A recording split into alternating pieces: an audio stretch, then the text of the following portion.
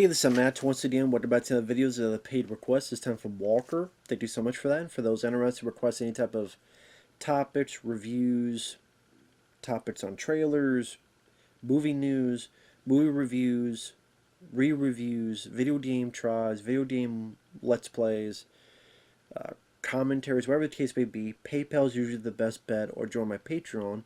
Both links are down below in the info box. And Walker wanted me to react to his ranking of the Mission Impossible films. So I'll say his ranking first. He went from least favorite to favorite, although he likes all of them. He says number 7, Mission Impossible 2, really liked it. Number 6, Mission Impossible 1, really enjoy it. 5, Mission Impossible Rogue Nation, love. 4, Ghost Protocol, love. 3, Mission Impossible 3, love. 2, Dead Reckoning, love. And 1, Mission Impossible Fallout, love. Now, I do agree that Mission Impossible 2 is one of the lesser ones, but I would not call it the worst. But again, he likes all of them, can't even say worse, but this is my list. Like, that was his list. So from 1 to 7, it was Fallout, Dead Reckoning, Mission Impossible 3, Ghost Protocol, Rogue Nation, MI1, and MI2. My list is Mission Impossible 1, then Fallout, then Rogue Nation, then 3, then 2, then Ghost Protocol, then Dead Reckoning. So he liked Dead Reckoning and Ghost Protocol a lot more than me because I did not like those films at all.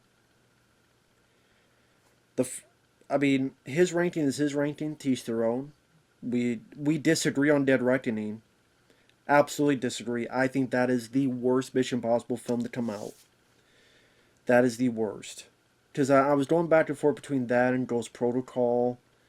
But I think Dead Reckoning, it makes me more mad because of just how good the previous two films were. Fallout, Rogue Nation, that Dead Reckoning was so disappointing. So that's your second favorite. I think that's the worst one. The plot, what plot? Find the key, the end. For like 2.5, 3 hours. It was insanely boring. The action scenes did not deliver in the slightest. There was barely any action. There was a car chase that I've seen done in multiple other Mission Impossible films much better. I thought the car chase, all the chases in Fallout were way better. Rogue Nation were better.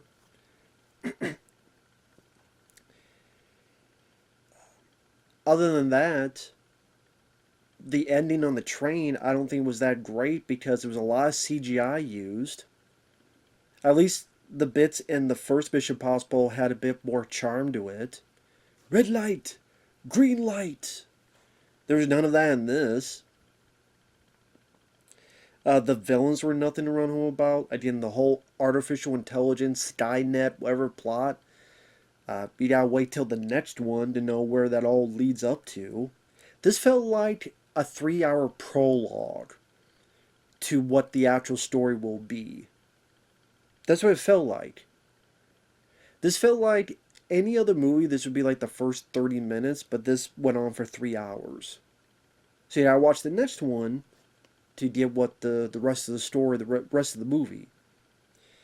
And also, I think Tom Cruise looked tired. He looked bored. Ving Rhames had nothing to do. Simon Pegg really didn't have anything to do.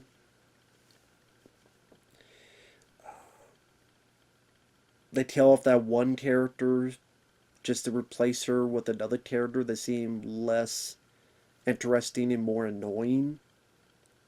I do not understand the love anybody gives to Dead Reckoning. That's fine, to each their own. I think Dead Reckoning sucks. I think it's easily the worst Mission Impossible film. Because I would say my first 4 I like, and the last 3 I'm not a fan of. My favorite is Mission Impossible 1. I think Brian De Palma, the way he directed it, the way it was edited. I thought the opening was surprising, where most of the team gets killed, including Emilio Estevez. I remember that being shocking. Like, wait a minute, like he's already dead, and then all now you're in this sense of confusion, like Ethan Hunt is. You get some intense sequences of dialogue. I know you're very upset. You haven't seen me when I'm really upset. Which they try to do that in Dead Reckoning, but it fails. It flounders. It's a limp dick. But Mission Impossible 1 was more about like the espionage thrills, and I thought the plot was a bit more engaging of who to trust, who not to trust. Which is what Mission Impossible originally was, the TV show. You probably say that the first Mission Impossible is the most like the TV show that's based on. And I like the introduction of Ving Rhames. I like John Reno in the movie. John Voight. And I thought that it has some very memorable sequences. The classic scene wherein he's trying to get down to the computer and the bead of sweat, and can he touch the bead of sweat from off his glasses? And I love the scene at the end with the train. Yes, the effects don't look like today, but honestly, they seem more charming than they do today. Adding a little bit of personality. The music, dun dun dun dun dun dun, and he grabs onto the helicopter, dun dun dun dun dun, red light, green light, dun dun dun dun. Dun. He jumps off, and the blast pushes him to the train. I'm like, yes, it's over the top, but this is like pure fun escapism. And then even the helicopter blades getting closer, and the one gets right here. And yes, there's CGI, but that I can understand because it's hard to blow up a helicopter with your actor there and not shred him to pieces. So I could understand and oblige.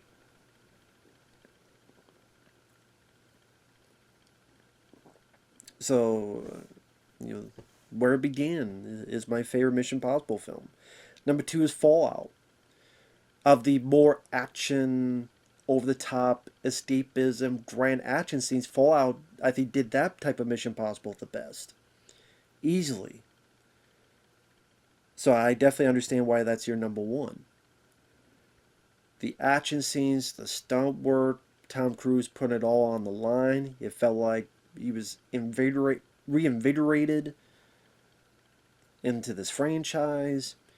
The action sequences with the helicopter bits and all that stuff was just the brutal fight in the bathroom where it's like 3 people fighting each other and they're throwing people through this and through that and pieces of the environment breaking apart.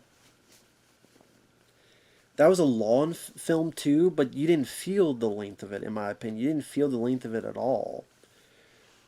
That's a really solid one. Number 3, Road Nation. That's another one that had some really solid action set pieces. Had a little bit more interesting story compared to some of the previous ones. Just like Fallout. Like, the reasons I like Road Nation is the same reasons I like Fallout. It felt paced better. It felt more exciting. It felt like had more action in them, more excitement. And it felt like the plot wasn't just, the plot went somewhere. Wasn't going nowhere like the last 2 on this list. Mission Impossible 3, you could say, probably has the best villain, because I really do like Philip Seymour Hoffman. I really like his villainous character and how he's playing around with Tom Cruise's wife. And just his dialogue just changes, his intensity. I felt a bit more of a personal movie for Tom Cruise's character because it deals with his wife. I thought the chase sequences, like among the, like those canals and stuff, and the finale, I thought that was fairly intense. Again, you get to learn a little bit more about Ethan Hunt's character and his personal life. Again, that one felt the most personal of all of them, and that's one of the highlights of that movie. Number 5, Mission Impossible 2. I'm not a big fan of. I do like Sorry about the background noise. People are doing some work, but it's fine. It's John Woo, but I thought it was John Woo sanitized because obviously it's going to be PG-13, and I did not like the villain. I did why that's your. I mean, you really liked it, but that's at the bottom. I can understand that. But even sanitized John Woo is still better than what I saw in Ghost Protocol and Dead Reckoning. I'll put it that way. I like the Limp Bizkit version of Mission Impossible's theme. Tom Cruise trying to be cool with the glasses and the coat. Think he's Chow Yun Fat. I don't know if this is true, but I remember like I think there was some not fights, but back and forth between Tom Cruise and John Woo during the making of that film. I could be wrong, but I don't know why I keep thinking there was some like infighting of what I don't know. Maybe I'm just making things up in my head, hearing that stuff. I don't know the details, if that's even the case. But like the villain, was it Dudray? I forgot his name. He was going to be Wolverine, but because this film went over scheduled, he had to lose the part. Which, thank goodness, because Hugh Jackman was a lot better. This guy, I don't think would have hacked as Wolverine. And you can see his career didn't really go much further after this. Because I don't think he was that great. And, I mean, there's some entertaining set pieces of action. Sure. There's definitely some John Woo flair and style. And if I want to sanitize PG-13 John Woo, I'll watch Paycheck because at least I think the story's more interesting. With the whole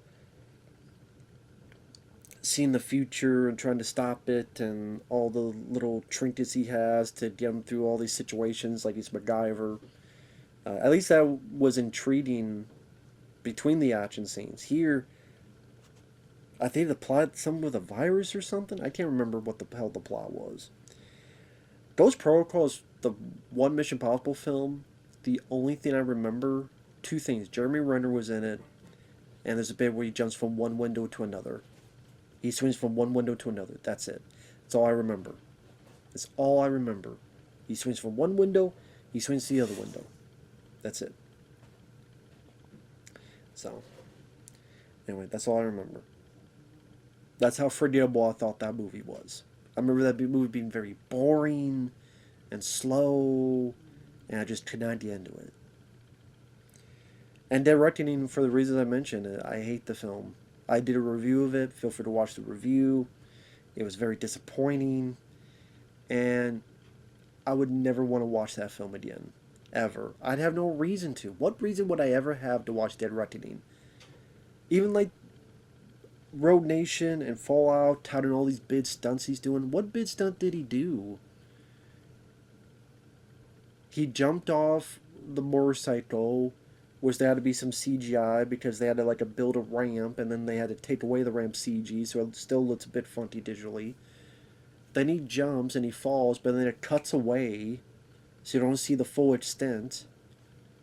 I'm like, I saw him fall from like the parachuter stuff and Fallout, and well, also in Fallout when he had what's that called? I forget what that's called. When you're gliding down, that looked more impressive. So I'm like, you're repeating yourself and doesn't look nearly as impressive or nearly as cool or nearly as interesting, and you cut away, so you're not even able to sell the big stunt. What you see in the trailers as far as you get. I think him was it Road Nation when he held on to the plane? I think it was that, and that was a hell lot more impressive. I can't remember what. So again, for him, and my Fallout, Dead Reckoning 3, Ghost Protocol, Road Nation 1 and 2. For me, it's 1 Fallout, Road Nation, 3, 2, Ghost Protocol, and Dead Reckoning. So we have 3 around the same spot. We both really like Fallout.